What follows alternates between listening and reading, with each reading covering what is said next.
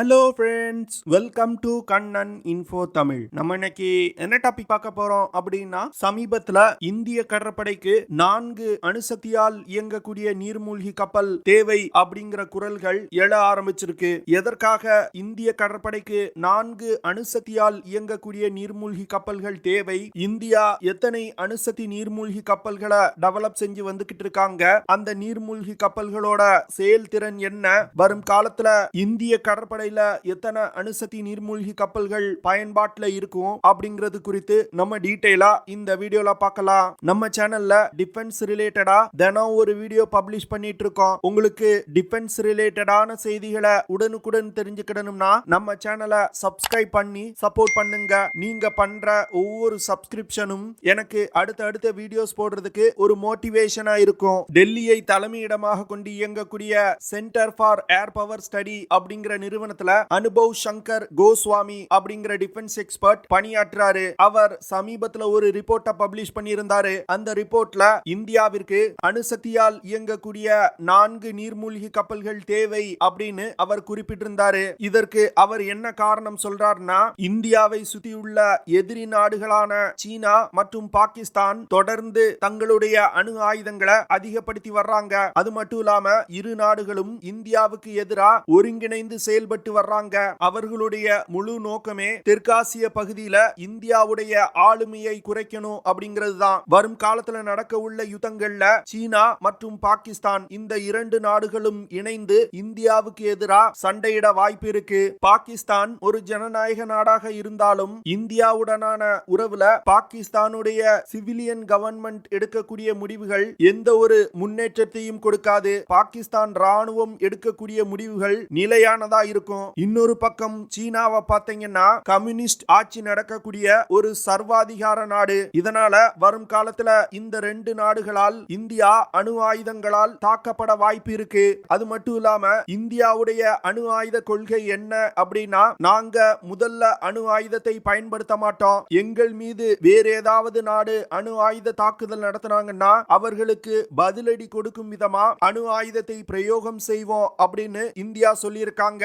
இந்த நிலையில இந்தியாவிற்கு ஒரு செகண்ட் நியூக்ளியர் ஸ்ட்ரைக் கேப்பபிலிட்டி மிகவும் ஒரு முக்கியமான விஷயமாகுது.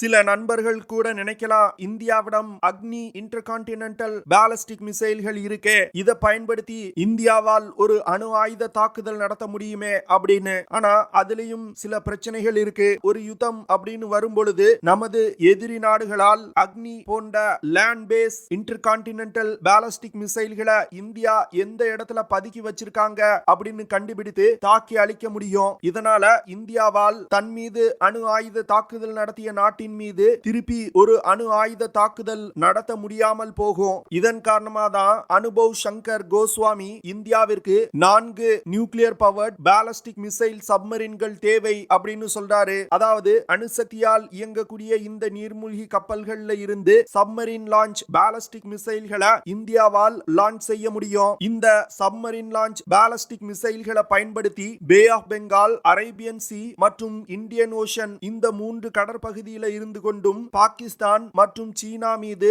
இந்தியாவால் ஒரு அணு ஆயுத தாக்குதல் நடத்த முடியும். அது மட்டும் இல்லாம இந்த அணுசக்தி நீர்மூழ்கி கப்பல்கள்னால கடலுக்கு அடியில் பல மாதங்கள் பதுங்கி இருக்க முடியும். இந்த கப்பல்களை சேட்டலைட் உதவியுடன் கண்டுபிடிப்பது மிகவும் கடினமானது. அதனால யுத்த நேரத்துல இந்த சப்மரீன்களை எதிரிகளால் கண்டுபிடித்து தாக்கி அழிக்க முடியாது. இந்த சூழ்நிலையில இந்தியா மீது பாகிஸ்தான் மற்றும் சீனா ஒரு அணு ஆயுத தாக்குதல் நடத்தினாங்கன்னா இந்தியா இந்த அணுசக்தி நீர்மூழ்கி கப்பல்கள்ல இருந்து சப்மரீன் லான்ச் பாலிஸ்டிக் மிசைல்களை லான்ச் செய்து தாக்குதல் நடத்த முடியும். இந்திய அரசாங்கம் ஏடிவி அப்படின்னு சொல்லக்கூடிய அட்வான்ஸ் டெக்னிக்கல் வெசல் ப்ராஜெக்ட் அப்படிங்கிற திட்டத்தின் கீழ் 4 நியூக்ளியர் பவர்ட் பாலிஸ்டிக் மிசைல் சப்மரீன்களை டெவலப் செய்து வந்துகிட்டு இருக்காங்க. இந்த திட்டத்தின் கீழ் உருவாக்கப்பட்டதுதான் INS அரிஹாந்த் அணுசக்தி நீர்மூழ்கி கப்பல். இந்த அட்வான்ஸ் டெக்னிக்கல் வெசல் ப்ராஜெக்ட் திட்டத்தின் கீழ் 4 அணுசக்தி நீர்மூழ்கி கப்பல்களை உருவாக்குவதற்கு கிட்டத்தட்ட 90,000 கோடி ரூபாய் செலவாகும். சமீபத்துல கூட இந்திய அரசாங்கம் இந்த ப்ராஜெக்டுக்கு கூடுதலா ஒரு நீர்மூழ்கி கப்பலுக்கு 4,000 கோடி ரூபாய் அதிக நிதி ஒதுக்கீடு செஞ்சிருக்காங்க. அப்போ கிட்டத்தட்ட 16,000 கோடி ரூபாய் அதிகமா நிதி ஒதுக்கப்பட்டிருக்கு. இந்தியாவின் முதல் அணுசக்தி நீர்மூழ்கி கப்பலான INS அரிஹாந்த் நீர்மூழ்கி கப்பல் முழுக்க முழுக்க இந்தியாவிலே தயாரிக்கப்பட்டது. இந்த நீர்மூழ்கி கப்பல் ரஷ்யாவின் அகுல்யா 1 கிளாஸ் அணுசக்தி நீர்மூழ்கி கப்பலை பேஸா வச்சு உருவாக்கப்பட்டிருக்கு. ஐஎன்எஸ் அரிகாந்த் அணுசக்தி நீர்மூழ்கி கப்பல் கிட்டத்தட்ட 6000 டன் எடை கொண்டது. இந்த கப்பலை இயக்குறதுக்கு 83 மெகாவாட் பவரை ப்ரொடியூஸ் பண்ணக்கூடிய பிரஷரைஸ்ட் water nuclear reactor பயன்படுத்தப்படுது.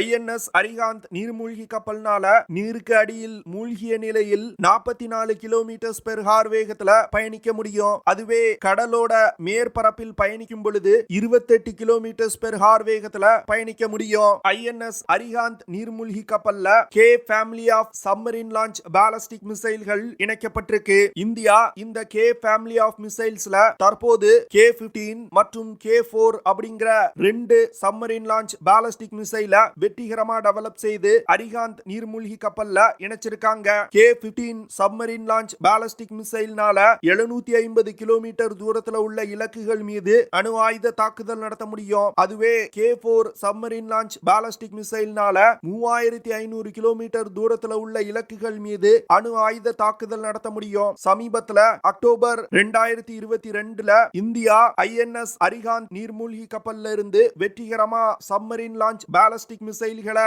Pay of Bengal பகுதியில் லான்ச் செய்து சோதனை நடத்தினாங்க.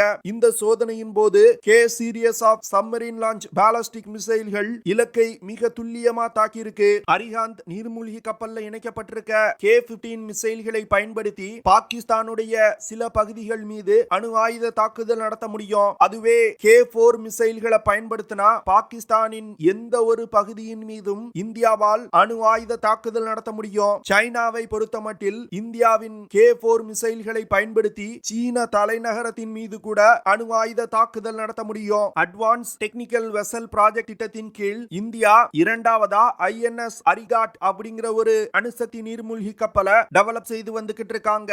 ஐஎன்எஸ் அரிகாட் நீர்மூழ்கி கப்பல் 2017 வருடம் லான்ச் செய்யப்பட்டது. தற்போது இந்த கப்பலுக்கு சீ ட்ரையல்ஸ் நடத்தப்பட்டு வருது. இந்த வருடத்தோட முதல் பாதியில ஐஎன்எஸ் அரிகாட் அணுசக்தி நீர்மூழ்கி கப்பல் இந்திய கடற்படையில் இணைக்கப்படுவதற்கு அதிக வாய்ப்பு இருக்கு. ஐஎன்எஸ் அரிகாட் நீர்மூழ்கி கப்பல் தற்போது இந்திய கடற்படையில் பயன்பாட்டில் உள்ள ஐஎன்எஸ் அரிகாந்த் நீர்மூழ்கி கப்பல் போன்றே உருவாக்கப்பட்டிருக்கு. 2 நீர்மூழ்கி கப்பலும் ஒரே கேப்பபிலிட்டி கொண்டதுதான். இந்த நீர்மூழ்கி கப்பல்கள்ல 12 K-15 submarine launch ballistic missile இல்லனா 4 K-4 சப்மரின் லான்ச் பாலஸ்டிக் மிசைல்களை எடுத்து செல்ல முடியும். அடுத்து இந்தியா S-4 மற்றும் S-4 ஸ்டார் அப்படிங்கிற 2 அணுசக்தி நீர்மூழ்கி கப்பல்களை கட்டி வந்துகிட்டு இருக்காங்க.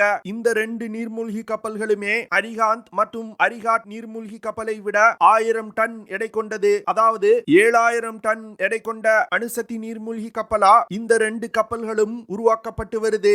இதுல K-4 அணுசக்தி நீர்மூழ்கி கப்பல் இந்தியாவால் நவம்பர் 2021 லான்ச் செய்யப்பட்டது அப்படின்னு ஒரு UK பேஸ்ட் டிஃபென்ஸ் ஜர்னல் செய்தி வெளியிட்டிருந்தாங்க. இந்த கப்பலுக்கு தற்போது சீ ட்ரையல்ஸ் நடத்தப்பட்டு வருவதாகவும் 2024 வருடம் இந்திய கடற்படையில் இணைக்கப்பட உள்ளதாகவும் செய்திகள் வெளிவந்திருக்கு. S-4 ஸ்டார் அணுசக்தி நீர்மூழ்கி கப்பல் இந்த வருடம் லான்ச் செய்யப்பட்டு 2025 வருடம் இந்திய கடற்படையில் இணைக்கப்படுவதற்கு அதிக வாய்ப்பு இருக்கு. அதனால 2025 வருடத்துக்குள் இந்திய கடற்படையில் 4 அணுசக்தி நீர்மூழ்கி கப்பல்கள் இருக்கும் அப்படின்னு நிறைய டிஃபென்ஸ் எக்ஸ்பர்ட்ஸ் சொல்றாங்க. S-4 மற்றும் S-4 ஸ்டார் நீர்மூழ்கி கப்பல்கள்னால 750 கிலோமீட்டர் தாக்குதல் வரம்பு கொண்ட 24 K-15 மிசைல்களை எடுத்து செல்ல முடியும். அது இல்லனா 3500 கிலோமீட்டர் தாக்குதல் வரம்பு கொண்ட 8 K-4 சப்மரின் லான்ச் பாலஸ்டிக் மிசைல்களை எடுத்து செல்ல முடியும். இதனால ஐஎன்எஸ் அரிகாந்த் மற்றும் ஐஎன்எஸ் அரிகாட் நீர்மூழ்கி கப்பல்களை விட 1 மடங்கு அதிகமான ஆயுதங்களை இந்த 2 நீர்மூழ்கி கப்பல்களால் எடுத்து செல்ல முடியும். இதனால இந்தியாவின் அணுசக்தி தாக்கும் பலம் இந்த 2 நீர்மூழ்கி கப்பல்களும் இந்திய கடற்படையில் இணைக்கப்பட்ட பிறகு அசுர வளர்ச்சி அடையும். அது மட்டும் இல்லாம இந்தியாவிற்கு ஒரு நம்பகத்தன்மை வாய்ந்த செகண்ட் நியூக்ளியர் ஸ்ட்ரைக் கேப்பபிலிட்டியும் கிடைக்கும். இந்தியாவால் தொடர்ந்து தன்னுடைய அணுசக்தி நீர்மூழ்கி கப்பல்களை பே ஆஃப் பெங்கால் மற்றும் அரேபியன் சி பகுதியில டிப்ளாய் செய்ய முடியும். இதனால எங்கள் மீது ஒரு அணு ஆயுத தாக்குதல் நடத்தீங்கன்னா எங்களால் பே ஆஃப் பெங்கால் மற்றும் அரேபியன் சி பகுதியில் நிறுத்தி வைக்கப்பட்டுள்ள அணுசக்தி நீர்மூழ்கி கப்பல்ல இருந்து உங்கள் நாட்டின் மீது ஒரு அணு ஆயுத தாக்குதல் நடத்த முடியும் அப்படின்னு நமது எதிரி நாடு நாடுகளுக்கு எச்சரிக்கை கொடுக்க முடியும். அது மட்டும் இல்லாம ஒரு அணுசக்தி நீர்மூழ்கி கப்பலை மெயின்டைன் செய்யணும்னா 18 முதல் 24 மாதங்கள் ஆகும். அதனால 2 கப்பல்கள் மெயின்டெனன்ஸுக்கு அனுப்பப்பட்டாலும் இன்னும் 2 நீர்மூழ்கி கப்பல்கள் தொடர்ந்து பயன்பாட்டில் இருக்கும். இதன் காரணமா தான் இந்தியாவிற்கு 4 அணுசக்தி நீர்மூழ்கி கப்பல் தேவை அப்படின்னு அனுபவ் சங்கர் கோஸ்வாமி அவர்கள் அந்த ரிப்போர்ட்ல குறிப்பிட்டிருந்தாரு. நீங்க என்ன நினைக்கிறீங்க?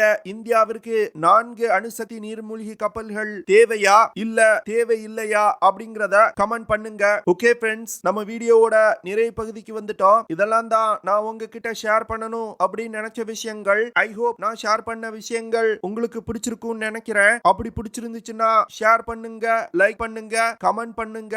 மறக்காம நம்ம சேனலுக்கு சப்ஸ்கிரைப் பண்ணுங்க. அப்படியே அந்த பெல் நோட்டிபிகேஷனை கிளிக் பண்ணி ஆல்ங்கிற ஆப்ஷனை எனேபிள் பண்ணிக்கங்க. See you in the next video. Jai Hind.